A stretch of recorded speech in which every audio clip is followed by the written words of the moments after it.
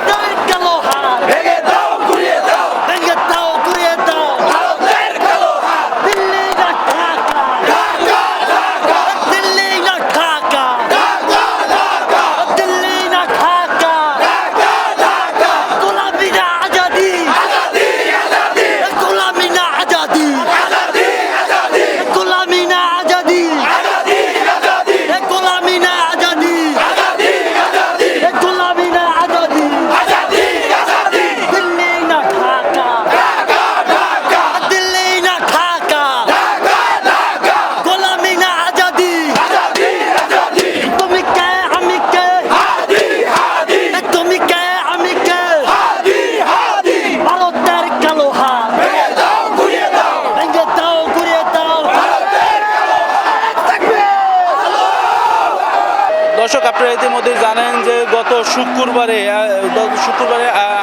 ওসমান হাদিকে প্রকাশ্যে দিবলকে গুলি করে কিন্তু আহত করে সিঙ্গাপুরে নেওয়া যাওয়ার পরে আজকে বৃহস্পতিবার রাত 10 ঘটিকার সময়ের দিকে তার মৃত্যু হয়। এই খবর শুনেই কিন্তু ইতিমধ্যেই রাজপথ আবারও উত্তাল হয়ে ওঠে। ইতিমধ্যেই শাহবাগে যেই মোড়টি রয়েছে, এই মোড়ে দেখতে পাচ্ছেন যে রাস্তায় আগুন ধরিয়ে রাজপথ এক পর্যায়ে কিন্তু দখল নিয়েই পুরো চারো সাইড বন্ধ করে আগুন জ্বালিয়ে তারা অবস্থান কর্মসূচি বিক্ষোভ করে যাচ্ছে। দর্শক দেখতে পাচ্ছেন শাহবাগ থেকে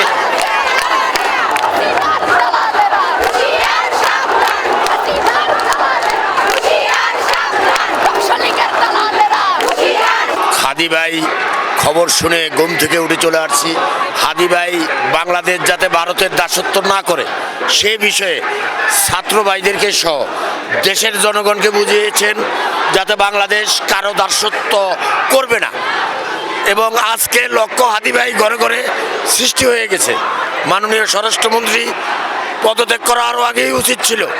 দেশের প্রত্যেকটা নাগরিককে নিরাপত্তা দিবেন, সেখানে একজন প্রার্থীকে এই নির্মমভাবে হত্যা করা আজকে জনগণের হৃদয়ে কত বড় আঘাত লেগেছে তা একমাত্র বাংলার জনগণই বুঝতে পেরেছেন। তার প্রমাণ এই শাহবাগে রাত্র এখন কয়টা, জনতার দল নেমে গেছে।